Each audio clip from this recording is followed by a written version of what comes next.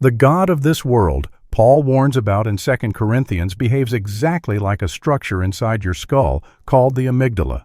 It operates beneath conscious awareness. It hijacks perception before you can think. And it has been sitting on the throne of your inner world for as long as you can remember. 2 Corinthians 4, verse 4. Paul says this, God has blinded the minds of unbelievers. The Greek word for minds is noēmata, cognitive faculties, not hearts, not souls, the very apparatus you use to perceive reality. But here's what changes everything. Paul doesn't say God of this world. The Greek is theos tou aiōnos toutou, God of this age, not kosmos, the physical creation, an aiōn, a mental system, a pattern of consciousness. Paul is naming something that rules from within, not a demon prowling outside your walls. The early Gnostics understood this. They called this blind ruler the demiurge, a lower god who believes himself supreme because he cannot see what's above him. In their texts, he declares, I am God and there is no other beside me, not because he's evil, because he's blind. He mistakes his limited domain for the whole of reality. You'll see why that matters when we map him onto your anatomy. There is a structure in your temporal lobes, almond-shaped, ancient. It fires 12 milliseconds before you become conscious of a threat. It floods your system with cortisol. It narrows your vision to survival mode. And when it takes the throne, your prefrontal cortex, the seat of reason, choice, higher thought, goes offline. This is what neuroscientists call the amygdala hijack, what Paul calls being blinded, what the Gnostics described as a false god who cannot perceive the light above him. This is why the spiritual warfare never ended. You were scanning the sky for an enemy who lives behind your eyes. The war was never cosmic. It was cranial. And the reason you felt exhausted, afraid even when you pray, vigilant even when you rest, is because you've been ruled by a structure that creates threat out of nothing. That generates a world of danger, whether danger exists or not. That literally blinds your higher mind every time it activates. But if this god of this age can be located, if the demiurge has an address inside your own skull, then something else becomes possible. You can learn to see it. You can recognize when it takes the throne. And you can discover what Paul and the Gnostics knew. There is a higher seat, a true throne, a mind above the mind that fears. We're going to find it. Earlier I said the Gnostics called this false god the demiurge, a blind ruler who believes himself supreme. Now let's look at what they actually meant, because their description maps perfectly onto how fear operates in your nervous system. In the Gospel of John, Jesus uses a specific word for this ruler. John 12:31. Now is the judgment of this world. Now shall the ruler of this world be cast out. The Greek word is archōn, a magistrate, a chief authority, one who governs. Jesus uses it 3 times. Each time, he speaks of this ruler being judged, having nothing in him, and being cast out. Not destroyed, cast out, removed from the throne. The Gnostics took this seriously. In their texts, particularly the Apocryphon of John, they described this archōn in vivid detail. They called him Yaldabaoth, which likely means child of chaos. They also called him Samael, the blind god. Here's how they described him. A lion-headed serpent who declared, I am God, and there is no other beside me. But the text immediately adds, for he is ignorant of his strength, the place from which he had come. This is the key. The demiurge doesn't rule through malice. He rules through ignorance. He cannot perceive the true God above him, so he assumes his domain is all that exists. He creates a world of limitation and calls it the whole of reality. Now watch what happens when you apply this to the amygdala. Your amygdala cannot perceive safety. It only scans for threat. It cannot access the higher functions of your prefrontal cortex when it's activated. It literally suppresses them. It assumes danger is everywhere because danger is all it's designed to detect. It is, in the precise Gnostic sense, blind. And here's what makes this more than metaphor. When your amygdala is dominant, it generates your entire experience of reality. Your world becomes threat. Your body becomes survival. Your mind narrows to fight, flight, or freeze. You are living inside the demiurge's domain, not because a cosmic entity trapped you there, but because a neural structure took the throne. The lion-headed serpent isn't mythology, it's neurology. Ephesians 2 verse 2 calls this ruler the prince of the power of the air, the archōn of the exousia of the eros, the air, the breath, the atmosphere of your inner world. When fear rules, it rules the very air you breathe. Your breath shortens, your chest tightens. The atmosphere inside you becomes survival. But Paul says something else in that same passage. He says, "You were dead in trespasses, walking according to this archōn, but God made you alive, raised you up, seated you in heavenly places." There's a higher seat, and finding it requires locating exactly where the blind ruler sits, so you can see him for what he is. That's where we go next, into the structure itself. So where exactly does this blind ruler live? Let's locate him. Deep in your temporal lobes, buried beneath the cortex, sit two almond-shaped structures. The Greeks would have called them amygdal, almonds. We call them the amygdala. And they are the oldest thrones in your skull. These structures are ancient, present in every vertebrate. They evolved long before language, long before reason, long before anything you'd call higher thought. Their job is singular: detect threat and mobilize survival. Here's what makes them the perfect candidate for Paul's God of this age. The amygdala fires 12 milliseconds before conscious awareness. You feel the fear before you know why. Your heart races, your breath shortens, your muscles tense, and only then does your thinking mind catch up and try to make sense of what happened. This is what neuroscientists call the amygdala hijack. When threat is detected, real or imagined, the amygdala sends a cascade through your hypothalamus, your pituitary, your adrenal glands. Cortisol floods your system, adrenaline spikes, and your prefrontal cortex, the seat of reason and choice, goes dim. You cannot think clearly when this happens. You cannot see options. You cannot access wisdom. Your perception narrows to a tunnel. Survival is all that remains. Paul's word was etiflos, has blinded, an accomplished state, already running. Now return to Romans 8 verse 7. Paul writes that the carnal mind is enmity against God, for it is not subject to the law of God, neither indeed can be. The carnal mind. The phronēma tests sarkos, the mindset of the flesh, not subject to the law of God, not unwilling, not rebellious, unable. It cannot perceive higher law because it cannot perceive anything beyond survival. This is the amygdala operating as Lord. When this structure dominates, it doesn't just respond to danger, it creates a world of danger. Studies show that chronic stress literally grows the amygdala. More dendrites, more synapses, more sensitivity to threat. Meanwhile, the prefrontal cortex shrinks. The higher mind weakens while the fear center strengthens. The demiurge expands his kingdom. And here's the part that should stop you. The amygdala cannot distinguish between a tiger in the room and a thought about a tiger, between actual danger and imagined danger, between a real threat and a sermon about hell you heard when you were 12. Every fear you've carried, of judgment, of Satan, of being left behind, of God's wrath, has been processed by this structure as survival-level threat.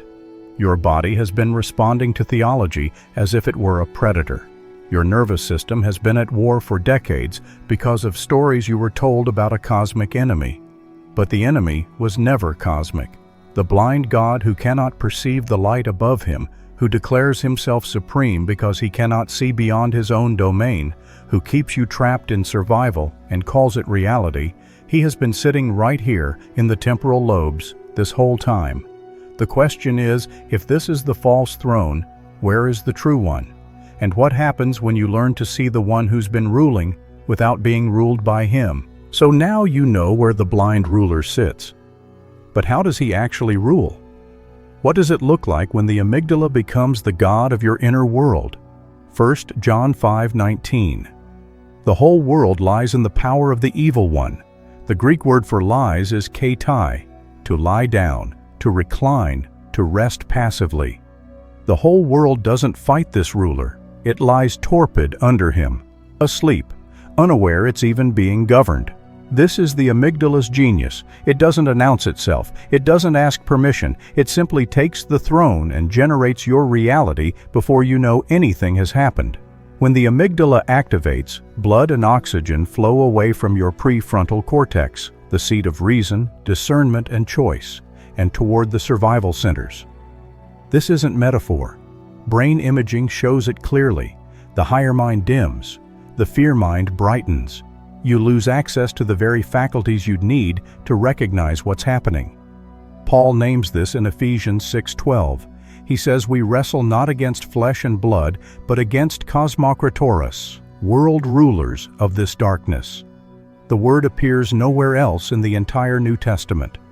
Kosmokrator, a ruler who shapes the cosmos, the ordered world you perceive. This is what chronic amygdala activation does. It shapes your world. When fear runs long enough, your nervous system recalibrates. The baseline shifts. What was once alarm becomes normal. You forget what peace feels like because survival has become your default state. The amygdala grows more sensitive, more reactive, more dominant. The prefrontal cortex weakens from disuse. You are not just experiencing fear, you are being governed by it. And here's where it gets personal. Every time anxiety rose and you couldn't pray it away. Every time you read scripture but couldn't feel comfort. Every time peace was promised but your body wouldn't believe it. That was the kosmokrator on the throne. The world ruler generating a reality of threat faster than your conscious mind could counter it. This is why willpower fails. Why just believe harder fails. Why rebuking Satan in the sky does nothing when the real ruler sits behind your eyes. The amygdala doesn't respond to commands. It responds to signals, to breath, to posture, to sustained attention. It was designed to be regulated by the body, not overruled by theology. Which means freedom doesn't come from fighting harder. It comes from learning to send different signals. From activating the one system in your body designed to quiet the fear center and restore the higher mind to its proper seat. The ancients called it the breath of life. Modern science calls it the vagus nerve. And Jesus gave a direct instruction about it, one that's been mistranslated for centuries as a command to stop worrying, when it was actually a protocol for dethroning the God of this age. That's where we turn next. In Matthew chapter 6, Jesus says the same phrase 5 times. Take no thought. Take no thought for your life. Take no thought for what you'll eat. Take no thought for tomorrow. The Greek is me merimneset. Do not be anxious. Do not be divided in your mind. But there's something deeper here. Jesus isn't just saying stop worrying. He's describing a state of consciousness. A mind that is not fragmented by fear. A mind that has been gathered into one place. Then he says this, in verse 22, If thine eye be single, thy whole body shall be full of light. Single. The Greek is hapless, simple, unified, whole, not scattered, not divided, not hijacked. This is the opposite of amygdala dominance. When fear rules, your attention fractures. You scan for threat in every direction. Your mind splits into past regret and future catastrophe. You cannot be present because presence feels dangerous. But Jesus describes another way of seeing, a single eye, a unified attention, and when this eye opens, the whole body fills with light. So how do you get there? How do you dethrone the blind ruler and restore the higher mind? Psalm 46 verse 10. Be still and know that I am God. The Hebrew for be still is rapha, to let go, to release, to become weak. Not rigid stillness, not forced calm, a release of the grip, a softening of the vigilance. This is the signal that quiets the amygdala. Your nervous system has 2 branches. The sympathetic, fight, flight, freeze, ruled by the fear center, and the parasympathetic, rest, digest, restore, activated largely through a single nerve that runs from your brainstem through your neck, your heart, your lungs, your gut. The vagus nerve, the wanderer, the longest nerve in your body. When the vagus activates, it sends a signal directly to the amygdala. Stand down. Threat has passed. The throne can be released. And here's what changes everything. You can activate the vagus intentionally, through breath, slow exhale, longer out than in. 5 seconds in, 6 or 7 seconds out. Within minutes, heart rate variability shifts. The parasympathetic comes online. The prefrontal cortex, your higher mind, begins to reawaken. This isn't relaxation technique. This is Romans 12, verse 2. Be transformed by the renewing of your mind. The Greek for transformed is metamorphosis. And the word for renewing is anakainosis, a making new, a restoration. Paul is describing neuroplasticity 2,000 years before the term existed. The mind can be remade. The brain can change. The God of this age can be dethroned. Research confirms it. 8 weeks of sustained stillness practice measurably shrinks the amygdala. The prefrontal cortex thickens. The connection between fear center and higher mind strengthens. Not so you feel nothing, but so you can observe fear without being ruled by it. This is the single eye, attention that watches the watcher, awareness that sees the blind ruler take his throne and doesn't bow. Tonight, try this. Sit in a quiet place. Let your breath slow. 5 seconds in through the nose, 6 or 7 seconds out through the mouth. Do nothing else. Just watch. Watch the urge to check your phone. Watch the thoughts that insist you should be doing something. Watch the low hum of threat that says stillness isn't safe. That hum is the God of this age scrambling to stay on the throne. And your watching, calm, unhurried, unhooked, is the beginning of his end. So if the amygdala is the false throne, the blind God who rules through fear, where is the true seat? Where does the real king belong? 1 John 4, verse 4. Greater is he that is in you than he that is in the world. In you. Not above the clouds, not at the end of time. In you, already present, already seated, waiting for you to notice. Paul says it plainly in Galatians 2:20. I am crucified with Christ. Nevertheless I live. Yet not I, but Christ lives in me. This is not poetry. This is architecture. There is a self that lives in reaction, scanning, defending, surviving. And there is a deeper seat, a witness behind the watcher, an awareness that can observe fear arise without becoming fear, that can feel the amygdala fire and not bow. The Gnostics called this the divine spark, the fragment of true light trapped in the demiurge's domain but never belonging to him. Paul calls it Christ in you. Jesus calls it the kingdom of God within. Luke 17:21. The Pharisees ask when the kingdom comes. Jesus answers, the kingdom of God is within you, not coming, not distant. Entos hymen, inside you. Present tense, already here. The true throne was never empty. You just couldn't see it while the blind ruler held your attention. Here's what changes now. You know where the false God lives. You know how he operates, beneath awareness, before thought, generating a world of threat and calling it reality. You know he rules through ignorance, not malice. And you know he can be dethroned, not by force, by seeing. When you watch the fear rise and don't become it, when you feel the chest tighten and simply breathe, when you notice the amygdala reaching for the throne and quietly remain in the seat above, you are doing what Jesus described. You are operating from the single eye. You are filled with light. This is the only practice you need. Not a formula, not a ritual. Just this. When fear speaks, notice where it grips your body. Name it silently. This is the God of this age. Then breathe, slow the exhale, and watch from the seat that watches. You are not your amygdala. You are the one who can observe it. The blind ruler has no power over the one who sees him. His kingdom was always borrowed, his throne was always temporary. And now that you know where he sits, you will never mistake him for God again. The war was never yours to fight, it was yours to see through.